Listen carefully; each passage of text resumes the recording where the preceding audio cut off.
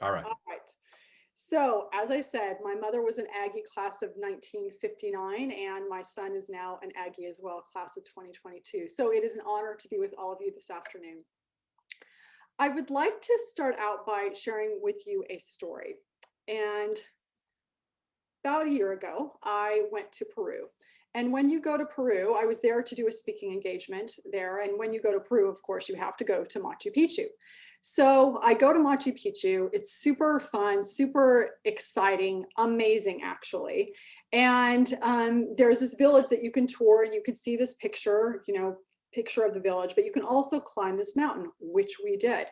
Well, as we approach the top of the mountain, the pathways, if you've ever been there, you know that the pathways start to get really, really narrow, like about 3 or 4 feet wide, to the point that you realize if you slip, you're going to fall because there's no guardrails, there's no ropes, there is nothing. And so it's very scary, it's very treacherous, but we did make it to the top, as you may have surmised. As we're coming back down the mountain, we have a few people stop our tour guide and ask him, is it a problem? Is it hard? Can you climb this mountain? And then our tour guide proceeds to say to him, I'll say it in Spanish first for all of you Spanish speakers, nunca es problema, siempre es aprendizaje, which loosely translated is, it's never a problem, you're always learning. We just climbed Machu Picchu. We could have plunged to our death, and our guide is saying it's never a problem, you're always learning. That has really stayed with me. How do we get to the point where we say it's never a problem, we're always learning? I believe that we get to that point where we can climb this mountain, where we can climb the Machu Picchu mountain, where we can climb the mountain of COVID, where we can climb the mountain of our degree when we conquer ourselves. And it starts with understanding what growth looks like. We follow a pattern. We start at the low end, grasping for knowledge to accelerate. We then move into the sweet spot. We're in a groove. And then when we get to the top and we're worried that we might capitulate, we just keep climbing. That's what growth looks like. Before I go any further, though, telling you about what growth looks like and going into greater depth, I want to tell you a little bit more of my story, a little bit more about me, because it's relevant to the conversation that we're having. And it starts with a question. How is it possible that a music major like me, I played the piano in college, and who, by the way, I did not graduate from college till I was 27 years old. So it's a very long S curve of learning for me. How is it possible that I end up speaking to you, a group of students at USU, about change and growth? How does that happen? The answer is very simple. You disrupt yourself. When I graduated from college, my husband and I, we moved to New York so he could get his PhD.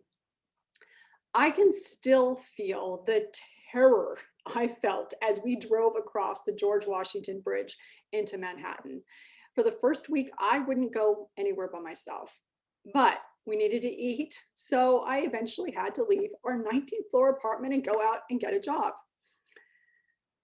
Because I had never set foot in the Huntsman school, in any business course, because I had very little confidence. And at the risk of stating what is probably very obvious to all of you, I am a woman. My first job was as a secretary. I was working at Smith Barney, 1345 Avenue of the Americas, because you always remember the address of your very first job.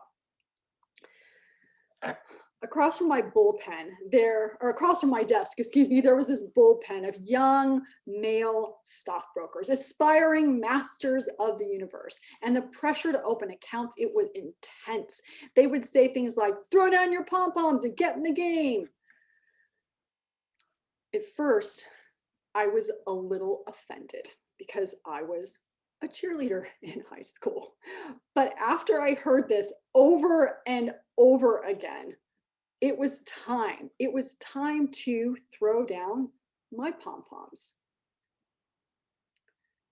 I wouldn't have known to call it this then, but that was really the beginning of me disrupting myself. And that's my message to each one of you today. Disrupt yourselves over and over and over again. So what is disruptive innovation? Well, it was a term coined by my mentor, as Mitch pointed out earlier, Clayton Christensen from the Harvard Business School. And at its simplest, it's a silly little thing that takes over the world. Like the telephone did to the telegraph, like the automobile did to the horse and buggy. More recently, we've seen Netflix disrupt Blockbuster and Uber disrupt cabs.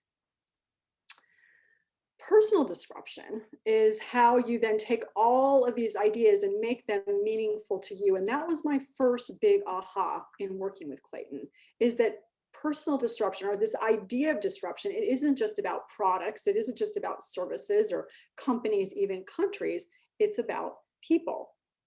So how do you take all of these ideas and make them meaningful to you? Let me give you a quick example.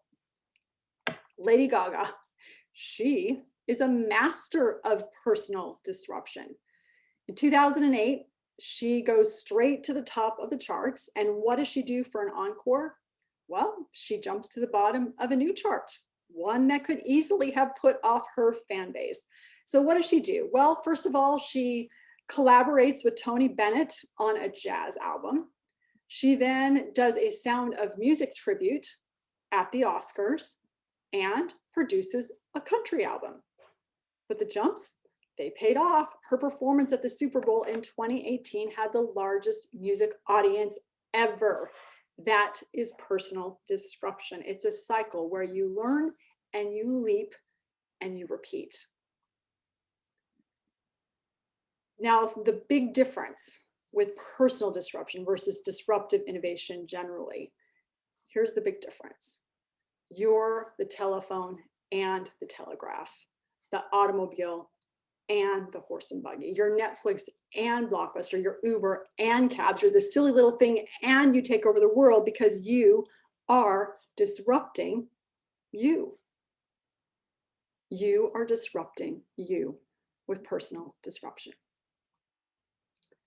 So this is where the S-curve comes in. So what does the S-curve tell you? Well, S-curve math tells you that whenever you start something new, you are at the bottom of the S or at the launch point, and growth will feel very slow. It's going to feel like a slog, but this helps you avoid discouragement. As you put in the effort, you accelerate into competence and confidence, and with this, all your neurons are firing. This is the exhilarating part of the curve, and this is the sweet spot. As you approach mastery, things will be easy, but because you're no longer learning, you're no longer enjoying the feel-good effects of learning, you can get bored. So for all you students in your degree, in this current semester, where are you on the S-curve? And for you who are faculty and staff, where are you on the S-curve in your current role?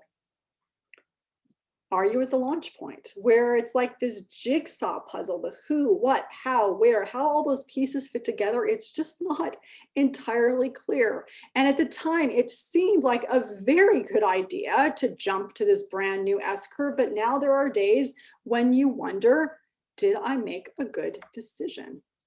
Well, when you now know this, when you have this visual, you can understand, oh, I now know why I'm feeling discouraged. Now I know why I am feeling overwhelmed. It's because I'm at the launch point of the S-curve. And by the way, because of COVID, we're all on the launch point right now. It's scary. It's supposed to feel this way. But again, if you have this way to think about how to describe this experience, it takes some of the fear away. You are here. You are on the launch point. Is that where you are? Or are you in the sweet spot of the S-curve where things are hard, but not too hard? They're easy, but not too easy. You feel like you're right where you're supposed to be. All your neurons are firing. You feel, like I said, you feel exhilarated. This is where I am supposed to be. Is that where you are? Maybe you're now a second year or a third year, or if you're in your MBA program, you're in the second or third semester. are you in the sweet spot of the S curve? Or are you at the high end where you know more than enough? It's been an amazing opportunity, but with growth slowing, you're in your fourth year, you're approaching graduation, you're now feeling kind of underwhelmed and beginning to experience that dilemma of personal disruption. Whether you jump, whether you keep climbing or not, there is risk, meaning you need to graduate. That's what it means. So, are you at the high end in mastery on the S curve? So, what I'd like to do now is just stop for a moment. You're on this S curve, and what are you finding useful as you're listening to this information? What are you connecting with? What kind of ideas or thoughts or feelings are kind of coming into your brain as you're putting these different pieces together? And what do you find that you're curious about? Mitch, we would love to hear what people are thinking and saying, and what you think as well. Yeah, I'll go ahead and start. Like, I'm thinking of a phrase I use in soccer. I'm a soccer coach. I run a soccer club here in Cache Valley. And no matter where we are in the process, we're always off to a good start, right? We could have just won the tournament. We could have just won state. And the attitude for us is we're off to a good start. And so and I guess I'm not sure if that's where my mind went, is the idea that, it's always that, I don't know, just there's no complacency, there's no apathy. It's, no matter what you're doing, you're always needing to improve. But I also see myself in various levels of the S curve in various areas of my life, right? Some areas I'm very, very far from needing to, you know, being where I need to be, rather. So Yeah, that's interesting. Oh, sorry. Do you want to finish? no, go ahead, and then we'll get to your question. Yeah, two thoughts come to mind. One is this idea of off to a good start. What I love about that is it's a reminder. There's a tendency to think, well, it's better to be on one part of the curve. Like it's better to be on the high end, or it's better to be in the sweet spot.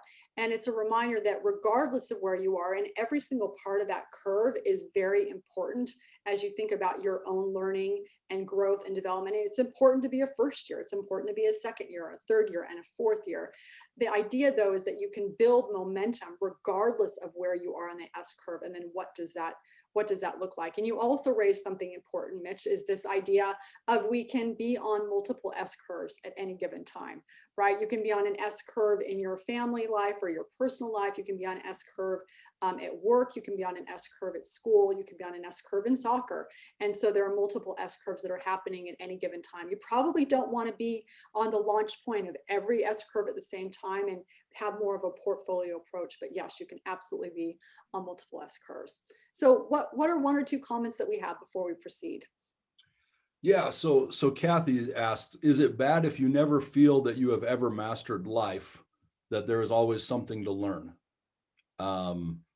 So what are your, I guess, and I Yeah. know Kathy is dedicated to constant improvement, right? So I know how she already feels about this, but what are your thoughts on that, It Whitney? is not only not bad, it is good. I mean, really what you want to do, as you heard me say, is, you think about this S curve is like this continuous pathway. And ideally, if you're looking at the launch point, growth feels slow, but it's not actually so. In the sweet spot, you're moving in a little time, a lot happens. But as you get to that high end of that S curve, your growth is starting to plateau. And so you really have two choices. And time will not allow us to go through this today, but you want to find ways to either move yourself back into the sweet spot. So for example, if you're a professor and you love being at USU, you're not going to go be a professor in a different subject. I mean, you have a PhD in that topic, but how do you continue to engage yourself so that you can move back down into the sweet spot of the S curve?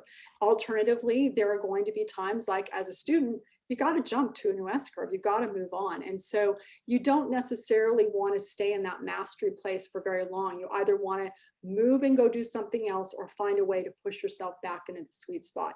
That being said, when you do get to that point, that vista, that mountaintop, you do want to pause and make sure you celebrate and you acknowledge what you've accomplished before you decide to do, start all over again. So it's a great question. Whitney, do you have time for more, or do you want to continue on? Let's do one more and then we'll keep going. Jane, do you want to come on and ask your question? We've got a couple more. So, but Yeah. Jane, you had a good question. So can you hear and see me okay? Yeah, we can. Okay, great. I think I have a problem, but I think the problem itself is not the problem. It's my thinking about the problem. And I've entered a doctoral program. I'm supposed to determine my research question, my problem of practice. I maybe have over 200. I keep revising. I'm like, maybe that's not it. I feel like I'm spinning. But I think there's also an opportunity for me to reframe this within the context of the framework you're offering us on the S-curve. And I think it is going to be essential for me to find a way to reframe this, or I'm going to work myself out of the program thinking that I'm failing by going through this process the way that I am, thinking that I have a problem because I can't decide on the direction to take, but maybe I'm just iterating and I'm spiraling upward, right? Yeah, it's a great question. So I have two thoughts for you. The first is to go listen to a podcast episode that I did with Kelly Goldsmith, who's a professor of marketing at Vanderbilt. And she talked about how she had lots of different interests and it took her a while to figure out what she wanted to do. But she also was willing to say, well, how do I combine these multiple interests? How do I, I've got 4 questions I want to answer. So maybe I don't want to answer 1 or 2 questions. Maybe there's a big meta or umbrella question that I can ask. I'm kind of paraphrasing, but that's where she was going. So that would be one thing. And then the second thing is, to your point, when you're at the launch point of the S-curve, it's a miasma. It's supposed to be messy. You're exploring, you're collecting. What you want to do, though, is give yourself a deadline and say, all right, by such and such a date, and we're going to talk more about this idea of constraints in just a minute. By such and such a date, I need to decide, or I need to have made more progress. You can also ask yourself, what questions do I need to answer or get answered in order to decide if this path is the right one? And then I think the final thing I would say is trust your gut. I mean, if there are 3 or 4 ideas that are really interesting to you and they don't seem to be quite what other people are doing, it doesn't matter. And I'm going to talk about that in just a minute. Create it. You'll have to make the case for why you're going to do it. But I wonder if one of the reasons you're stuck is because the question that you want to answer and go and find may not be kind of in a well-worn path. And so you're feeling like you've got to be in that well-worn path. I'm totally reading your mind right now. And I might be. You are actually. That's it. That's it. So you just create your own path. Mm-hmm. Thank you. You're very welcome. And we're going to talk more about that in just a minute. So I'm going to keep going. So great questions, everyone. And because I'm an equal opportunity question answerer, I cannot believe I'm about to say this because this never happens, but we've had 3 women ask questions. We need to hear from some men, people. Okay, so you've got this S-curve. It's this continuous pathway to your potential. We talked earlier about being on this mountain. It's feeling treacherous. You're worried that you're going to fall. Well, I have a framework. It's called the Personal Disruption Framework that will give you guardrails. And there's 7 of them, and I'm going to go through each of them quite quickly, but I think enough that you can grasp or get the gist. So this is the framework of personal disruption. We're going to go through each one of them in turn. And the first one is basically this idea, this practice of personal disruption, and what's going to build momentum along your S-curve. And the first one is to take the right risks. So there's 2 kinds of risk, and this goes to a little bit to your question that you just asked, Jane. There's competitive risk, where there's a big job, there's a huge opportunity. Now you have to just figure out if the 50 other people who are competing to work at Pluralsight, for example, because I know they're near here, if you can compete and win. That's what competitive risk looks like. There's a big opportunity, but there's also a lot of competition. Now that sometimes is absolutely the right risk to take. But if you want to succeed more, you're going to take on what we call market risk, which is you don't know if there is a job, you don't know if there's an opportunity, but if there is, there's no competition. And disruption theory is really based on this, is that this willingness to play where no one else is playing. And when you do, your odds of success are 6 times higher. Now, Professors and staff, you're going to have to forgive me because I'm going to talk just to the students right now. I want to give you a couple of examples of market risk. The first is Molly Beck. So Molly Beck graduated from college in 2008 during the Great Recession. She had a job to be an analyst at Goldman Sachs, and things were so bad they rescinded the offer. Pretty tough stuff. Not worse than it is now, frankly. At least that's my perception. So what does she do? She's like, I don't have a job. What am I going to do? So she starts to blog. And she starts to blog, again, this is 12 years ago, thinking, well, if I blog, then I'm going to find these unique experiences, these unique things to say that will make me more marketable when the job market starts to improve. It turns out she was so good at blogging, she started to become basically a digital media expert. And so people hired her to do digital media, and she never actually went back into finance. And so she played where no one else was playing by blogging. What's interesting is that now, 12 years later, she started a company called Messy FM. It's venture backed, and they basically provide a podcast platform for people who want to start podcasts. And what she has done is she's now creating an opportunity for you all in your generation, your era, to play where no one else is playing by, if you want to go out and take on market risk, one of the best ways to do that, she says, is to say to yourself, well, I want to go into nursing, for example, or I want to go into engineering, or since this is the business school, I want to go into business. And then find 12 people that you want to interview, reach out to them, interview them for your podcast.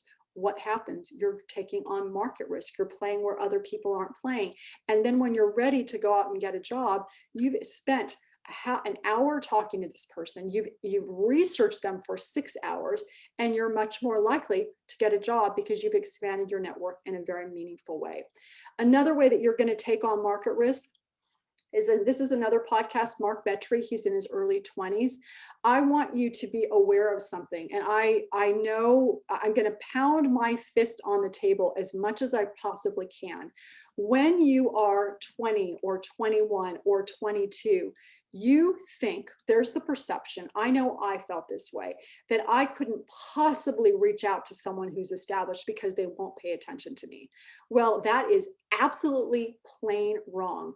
Anytime, this is playing where no one says playing, there are all sorts of people my age who are trying to get guests on their podcast. It's competitive risk. But do you know how many people who are 22, 21, 20 who are reaching out? No one. It's market risk. And most adults, although you're an adult now, but most people in their 30s and 40s and 50s are not going to say no to you because they think it's awesome that you are taking the initiative. So this for you, as you're going into the job market, I'm using the podcast as an example, but as you're going into the job market, when you are willing to take on that market risk, create your opportunities, also go listen to the podcast episode. I know I'm talking fast. I've got a lot to say to you. Go listen to the podcast episode with Kara Golden. She's the founder of Hint, and how she got her first job. So taking on market risk rather than competitive risk, what you're doing is you are creating rather than competing. When you do that, your odds of success are 6 times higher. And here's what I want you to remember. Amateurs compete, but professionals, and that's what you want to be, you create. So as you're thinking about your career, you're getting this degree, those are table stakes, but what you want to be thinking about is, what am I creating? What are you creating? Think about that. Now, I'm going to keep going because we don't have a lot of time together. If you want to really dive into this, you can listen to podcast episode 100. It's a half an hour on taking the right kinds of risks. The second guardrail as you are moving along the S curve is to play to your distinctive strengths. Now, you might be thinking, well, I know what my strengths are. Yeah, you might, but you probably, even if you do, you don't actually play to them. So let me give you an example first so you know what it is. The koala. So this cuddly little animal sleeps up to 20 hours a day. So you're like, how does it survive? It's sleeping all the time. Well, it has a strength where it eats eucalyptus leaves, and no other animal, pretty much, no other human pretty much, actually no human, can eat it because those eucalyptus leaves are poisonous. This is its strength, and it is its distinctive strength. So I'm going to give you a few questions. I hope that you are taking copious notes on how do you know what your strengths are. First question, ask yourself, what makes you feel strong? Just observe as you go throughout your day, what makes you feel strong? When you know, and it's whatever you like to do. So Marcus Buckingham said that our strengths clamor for our attention in the most basic way. Using them makes us feel invigorated and successful. An example of this is a guy by the name of Buster Scher. He loves announcing games, like being a sports announcer. He knows exactly what makes him feel strong, and he has completely doubled down on that. And he runs something called Hoops Nation, and some of you might be familiar with it. Second question to ask yourself, what exasperates you? The frustration of genius is believing that if something is easy for you, it's easy for everybody else. So the next time you find yourself saying, this is just common sense, Mitch probably says this with soccer, everybody knows how to do this. That is a signal, that is a clue that you are bumping up against your genius. Third question I want you to ask, where is an area of your life where you have potentially felt shame or like you weren't good enough? Let me give you an example. So as I said, I went to Wall Street. As I said, I started as a secretary. Well, about a year, after I moved from being a secretary into investment banking, I was at dinner with some friends, all of whom had started in banking directly as an analyst and then moved into being an associate in investment banking. So one night we were at dinner and some friends of friends asked me, so tell me your story, what have you done? Well, I was really ashamed that I had been a secretary. That's not what I wanted to be. It's not what I aspired to. So I was embarrassed. So I started getting cagey and coy. So a couple days later, this friend of a friend asks my friends, like, what's her deal? Like, what is she doing? And my friend told her, well, you know, she was a music major and then she started as a secretary and then they promoted her into investment banking. And you know, financial services, that does not happen. Here's what the person said. If that were my story, I would tell everyone. So the thing that I was ashamed of was the thing that made me stand out. So think about what are those things that kind of you're embarrassed about? Those very likely are something that are strengths. And I love this quote from Liz Strauss. What if everything that is wrong with you is actually a superpower? Okay.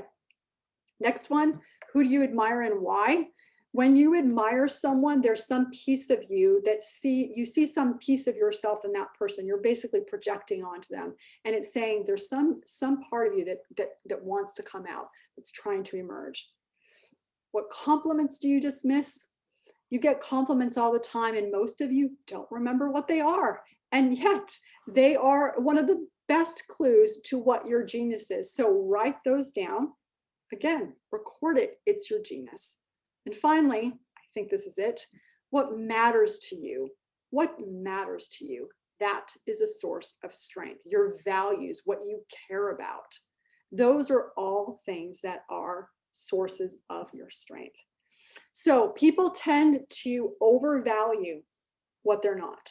So that's why I said earlier, like, yeah, you know what your strengths are, but you oftentimes completely overvalue everything you're not and undervalue what you are. If you want to really move along this S-curve successfully, whether in your degree or in your career, you need to know what makes you feel strong, because when you know what makes you feel strong, then you can play where no one else is playing. You can take on market risk. Okay, here's a podcast you can listen to. And then I want you to be thinking about this question. What strength emerged for you this last year? What strength emerged? All right. So Mitch, are you okay if I keep going and then we go to Q&A in like 10 minutes, 10, Yeah. 15 minutes? Okay. Yes. Okay. Yes, All right. I'm just going to keep going then, everybody, because I want to make sure that you are able to hear this content. Number 3, embrace constraints. So you all have a lot of constraints. And it's easy to say, if only I had more time, or only I had more money, or only I had a bigger network, then I could go out and get the job of my dreams. Well, it just is not true. There's a law of physics. We need something to push against in order to gain the momentum to move up an S curve. Let me give you two examples. Some of you may have seen this film, or at least heard of it. And you may not know that the most iconic, the most famous scenes in this film came about because of constraints. Steven Spielberg was over budget. He was out of money. He was behind schedule because the mechanical shark that he wanted to use didn't work. So he finally had to shoot all of the scenes from the shark's point of view and let the music and our imagination do the rest. Skateboarders, they're some of the quickest learners in the world because they receive incredibly fast and useful feedback. Every action, every move has an immediate consequence. So the question is, are skateboarders and Spielberg successful because of, or in spite of, or because of their constraints? So what are your constraints? You've got constraints every week because you've got papers due and tests to take, courses to complete, and a degree to complete. Without those, would you actually ever finish your degree? Probably not. But what other constraints are helping you create? Constraints like COVID. What are you doing differently because of remote work, because of remote study? There's a constraint. You have lots of constraints, and there's something that it's helping you create. What is it? All right, fourth guardrail, battle entitlement. There are lots of ways that this can show up, but it all starts with the word should. Things should be different. Things should be different. Well, this is when you've got this gap between reality and expectations. When we focus on what we think things should be, we become victims. Why did this happen to me? And when we become victims, we stop acting and we're allowing ourselves to be acted upon. And so instead of saying, why did this happen to me? We say, well, what do I want to do? What do I want to create? What do I want to co-create with the circumstances in which I find myself? Remember, amateurs compete and professionals create.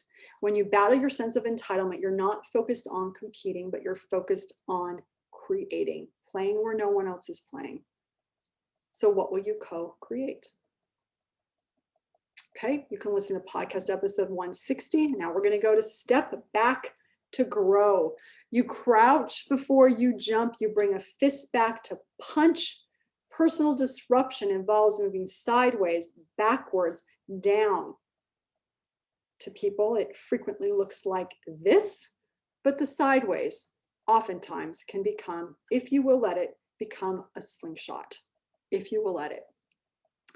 Now, because you're all going to be on the job market shortly, I thought of something that might be actually quite useful to you and a certain kind of step back. And that step back involves spending the time to interview for jobs, to really prepare for the jobs, or really prepare if you want to be an entrepreneur for those sales pitches where you're going to go out and make a sale.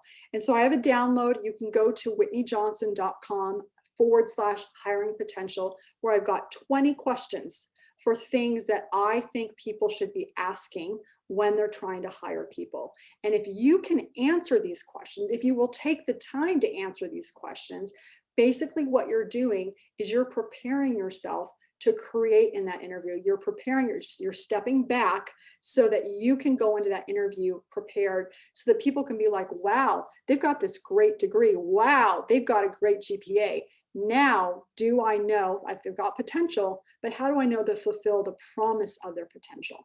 If you can answer these questions and really give some thought to it, you will have your interviewers saying, okay, this person's got it. Like, they're going to come onto this S curve, and yeah, I've got to train them, but they're going to move up it. And so that's a bet I'm willing to take. When you step back from who you are, you slingshot into who you can be. So what step back are you willing to take? Here's the podcast episode. We're going to do 2 more, and then we're going to go to questions. So give failure its due. Whenever you start something new, like college, there is a fantasy of a simple linear world. You will work hard and your dreams will come true.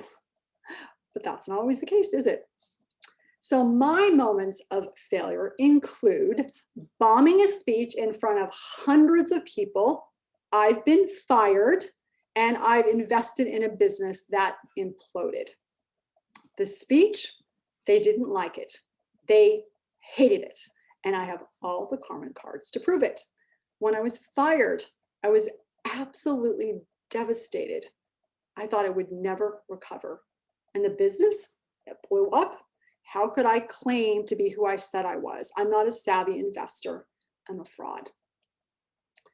When failure happens, the challenge is that oftentimes it's not the failure that's actually the challenge. It's the fact that we feel shame around the failure that's a challenge.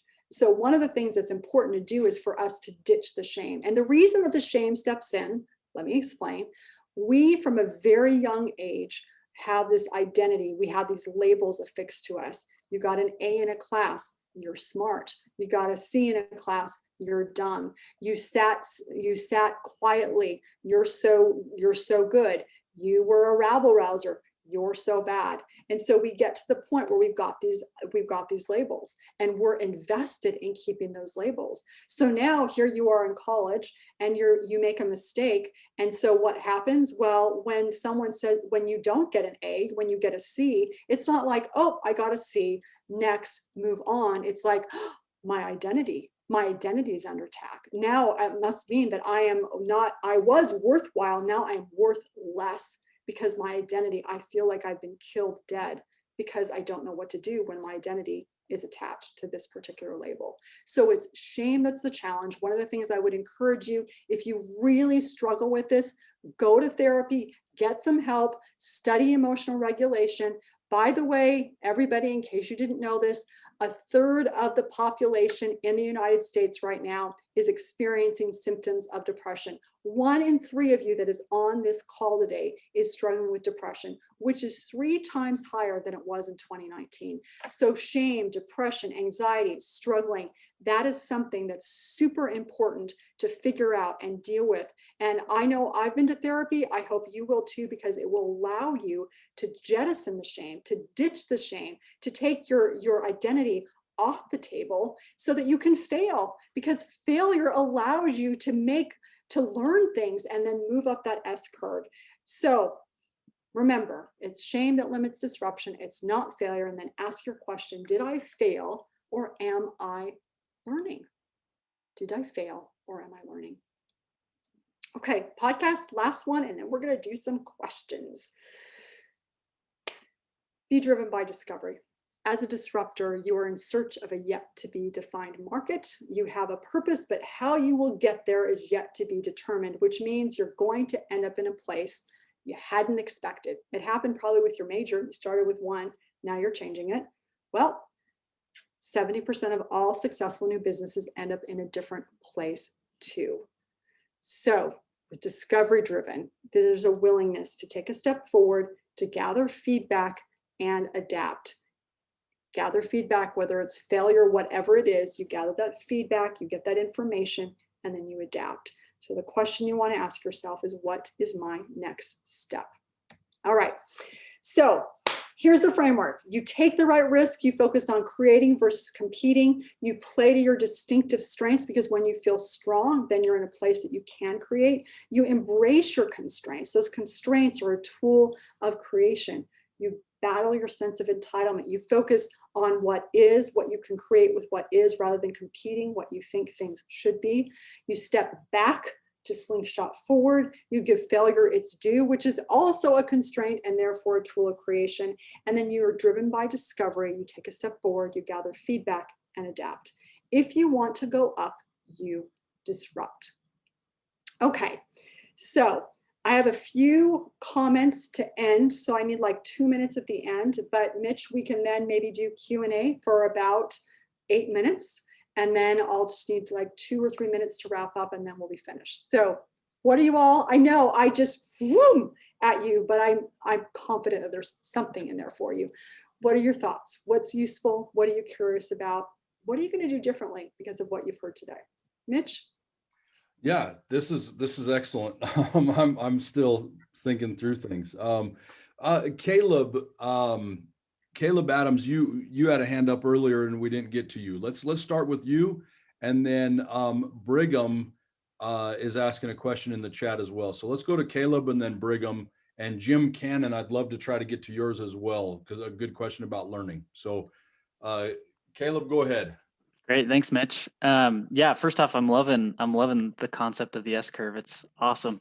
I guess my comment, kind of a question, is off of the strengths portion. I think one of my passions or strengths is learning, and so I kind of like being in that launch point and sweet spot. And so, I guess if I understand you right, you're saying I should play to the strength of learning instead of trying to. I think I like to learn new things, and so I kind of like to start the curve over. And I'm worried that I don't ever get to that mastery point. And so I guess, yeah, thoughts on that.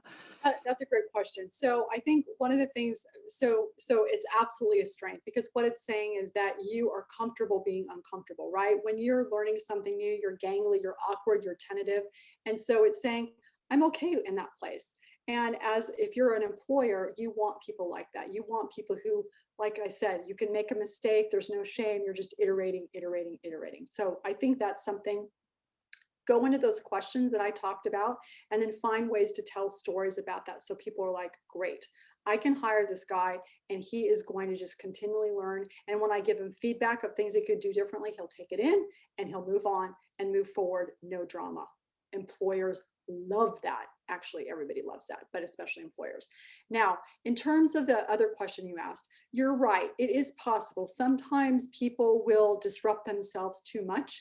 You sometimes see this in markets, hot labor markets, which Silicon Slopes is. So you'll get people moving into the sweet spot and they're just about ready to sort of move up that steep part of the curve. And then people start hiring them away. And so then you get this arrested development because they're like moving up and they go back down again. They move up, they go back down. And so there's not sort of completing the turn, if you will. And so that's something to be aware of. But I think that once you're aware of that, you can say to yourself, all right, well, if I stay here longer, then I'll kind of complete this and then I can jump to something new. But it's just something to be aware of. In general, this willingness and ability to just keep learning is going to hold you in very good stead. Awesome. That's great. Thank you. Brigham. Yeah, so I remember, especially during the beginning of the pandemic, when I was started working from home, and I listened to the Distinctive Strengths podcast a few times, because that was about when it came out, right? It was a little bit before that. Anyway, so one of the questions I had then, and has become more kind of potent for me now as I've gone through this program, is now if I can get to that point where I've defined my strengths, how then, is there a model, is there a mode for translating those over into a professional environment? So like how do I know what markets that may have not been created, for example, how do I play into that blue ocean, for example, to use that strategy? How do I play where people aren't playing using those strengths if I don't quite know what I don't know in that sense as well? Yeah. So I think, okay, so that's a big question.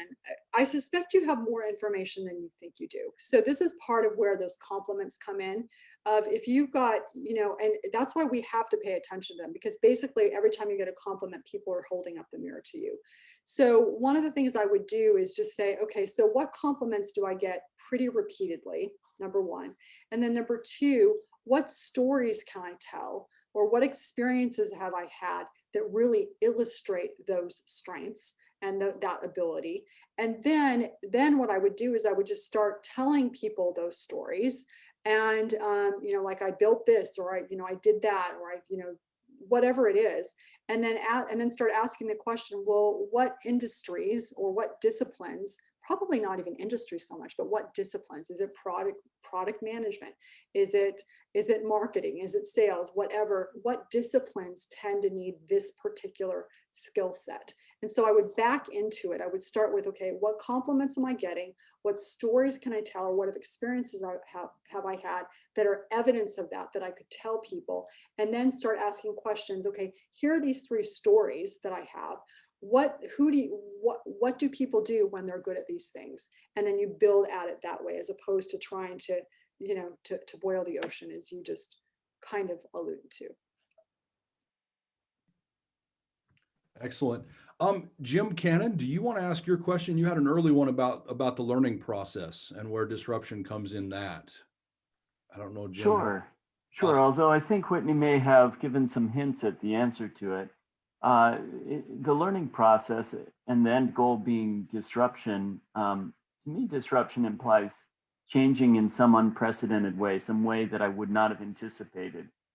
And that almost feels contradictory to learn to disrupt then. You almost, and I'm sure you've been asked that before. How do you learn to disrupt if disruption is something that's unprecedented?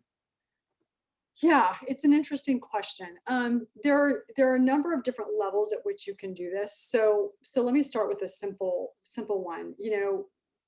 There's one that automatically comes to mind, which I shared the story at the beginning, where I disrupted my sense of self, right? I was a music major and then I went into business. And so again, we're talking about personal disruption. For me, that's a big move, right? To change disciplines completely and go do something else. And so that on an individual level, that's kind of a wholesale, writ large sort of disruption, which I would argue, and in many ways is unprecedented. At least it's unprecedented for me as an individual. So that's something that I would have everybody thinking about, is what are some moves that you've made that people looked at you or you thought, am I out of my mind? That's an unprecedented individual disruption.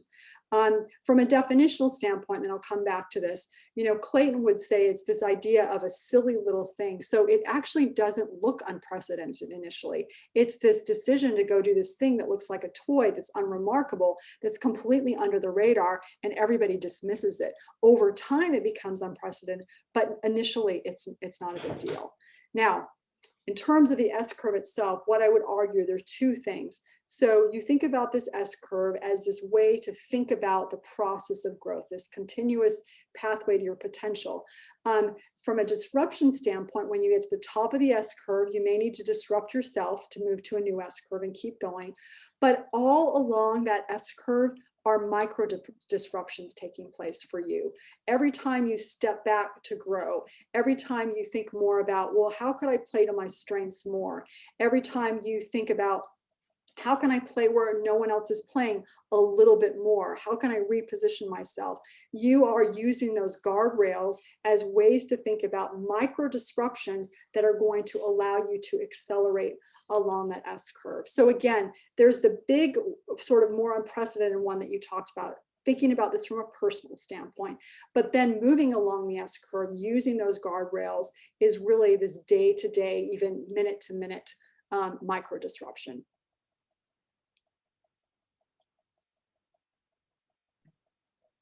All right, I'm assuming that I answered that question. So Mitch, should I go ahead and finish it?